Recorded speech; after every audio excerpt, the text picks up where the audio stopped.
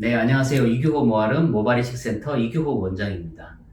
우리가 비절개 모발이식을 진행함에 있어서 무엇보다 중요한 것이 뒷머리 부분을 손상이 되지 않게끔 채취를 하는 것이 가장 중요한데, 이게 과연 쉬운 일일까 하는 문제입니다. 간단하게 보이는 모발 그냥 뽑으면 되지 이렇게 생각하실 수도 있는데, 이게 왜 어려운지, 왜 경험이 필요한지 한번 우리가 구조적으로 한번 이렇게 리뷰를 해보도록 하겠습니다. 자, 제가 그림을 그리면서 설명을 좀 해드리도록 하겠습니다. 우선 뒷머리 부분에서 우리가 채취를 해야 되는데, 우리가 채취하기 가장 쉬운 그런 구조적인 조건이라면은 일단 뒤통수가 이렇게 평평한 모양이면 제일 좋습니다. 그리고 모발이 이 두피 표면에서 직각으로 자라고 있으면은 아무래도 채취하기가 제일 용이합니다. 근데 현실적으로는 우리의 뒤통수라는 것이 이렇게 절벽처럼 일직선이 아니고 곡선을 그리고 있습니다. 부위에 따라서는 이 곡선의 정도가 더 많이 꺾여 있기도 하고요. 사람에 따라서 이 곡선의 정도는 다릅니다. 그래서 일직선인 상태의 두피에서 채취를 하는 것하고 또 이렇게 곡선을 그리고 있는 상태에서 채취를 하는 것이 또 다르기 때문에 여기서 첫 번째 어려움이 생길 수가 있습니다. 그리고 두 번째는, 만약 이 직선 상태의 두피라고 하더라도 모발들이 수직으로 자라는 게 아니죠. 그래서 보통 이렇게 비스듬하게 자라 나옵니다. 문제는 비스듬하게 들어가야 되는 것도 문제인데, 각 이 높이 부위에 따라서 모발들이 나오는 각도가 다릅니다. 위쪽은 약간 좀 서서 나오거나, 또 가운데 부분부터 조금씩 붙어서 두피에 붙어서 나오거나, 또는 아래쪽으로 가면 굉장히 두피와 붙어서 나오는 이런 각도의 차이가 두피의 높이에 따라서 또 달라지는 거죠. 그래서 이 모발들을 채취를 할 때 이런 부분들까지 신경을 쓰지를 않으면 손상을 받기가 쉽습니다. 우리가 처음 시작을 할 때 딱 어느 세팅을 딱 해서 이 각도로 들어가게끔 계속 진행을 할 수가 없다라는 거죠. 그래서 부위마다 들어가는 각도나 방향들을 계속 변경을 해 주어야 한다는 것이고요. 그 다음 우리가 생각을 해봐야 되는 거는, 모발들이 두피 아래에서 자라고 있는 모양들입니다. 두피가 있으면 모발들이 이렇게 자라겠죠? 뿌리가 있고요. 그래서 첫 번째는 모발들이 보통 한 가닥씩보다는 두 가닥 또는 세 가닥이 하나의 단지를 형성해서 자라는 게 많다고 전에 말씀을 드렸죠. 대략 85에서 90%는 이런 다발 형태로 자란다고 말씀을 드렸습니다. 그래서 이렇게 자라고 있는 다발의 모양들이, 각각의 모발들이 한 방향으로 나란히 자라고 있으면 아무래도 채취를 하기가 쉽습니다. 근데 실질적으로 보면 모발들이 하나는 이렇게 자라는데 하나는 이렇게 X자로 이런 식으로 자라는 경우가 많습니다.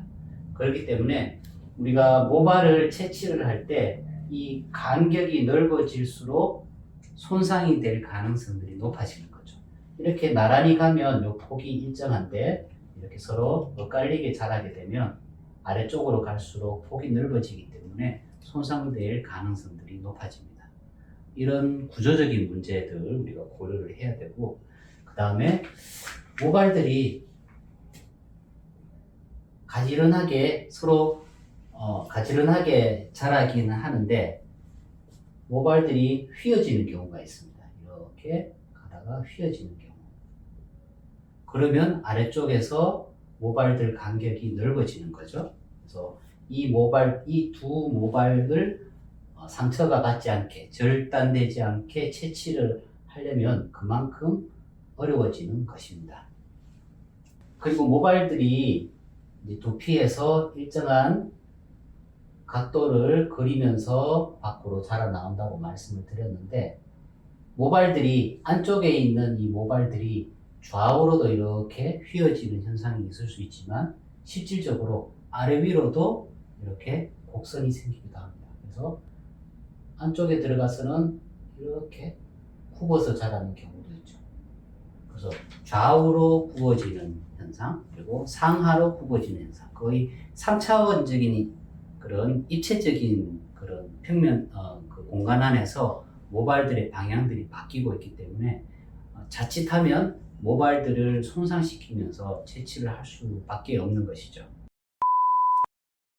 자, 그리고 모발들을 고정을 해주는 구조물들이 있습니다. 두피가 있고요. 모발들이 이렇게 모낭이라고 하기도 하죠. 이렇게 자라고 있으면 모발들이 유지가 되게끔 근육들이 이렇게 지지를 해주고 있습니다.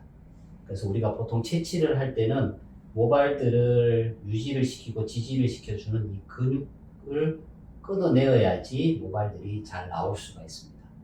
그런데 이 모발들이 사실은 이 근육뿐만이 아니고 주변에 있는 조직들과 어느 정도 유착이 되어 있을 수 있습니다. 유착이라는 것은 주변의 조직들하고 같이 붙어 있는 서로의 그런 결합력 같은 것이라고 보시면 되는데, 이 결합력이 세면 셀수록 단순하게 이 근육층만 우리가 끊어준다고 해서 나오지를 않습니다. 그러면 우리가 이 결합되어 있는 부분까지 단절을 시켜줘야 되기 때문에 훨씬 더 깊은 곳까지 우리가 이 칼날과 같은 펀치가 들어가야 이 채취가 용이하게 될 수가 있습니다.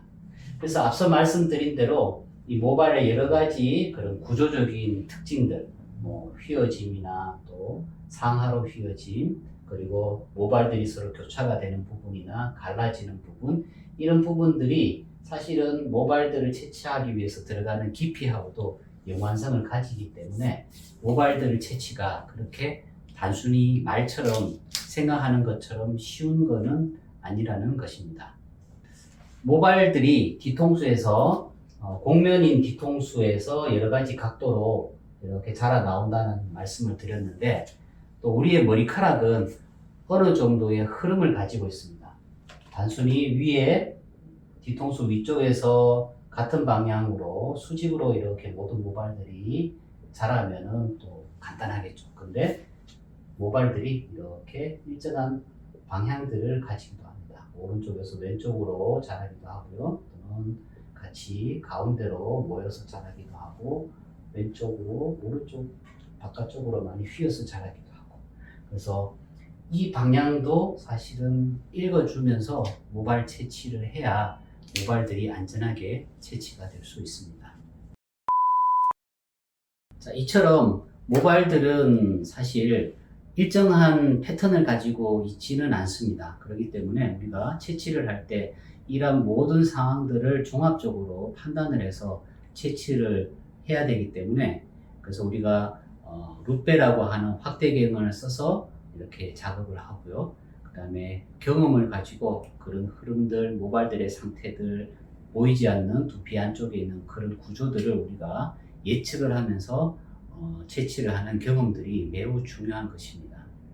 그렇기 때문에 모발 이식의 경험이 많으신 그런 전문가들과 함께 모발 이식에 대한 계획을 세우신다면은 채취를 하는 부분에 있어서 좀 더 안전하게 손상이 되지 않게끔 좋은 결과를 이루실 수 있을 것으로 그렇게 생각이 됩니다.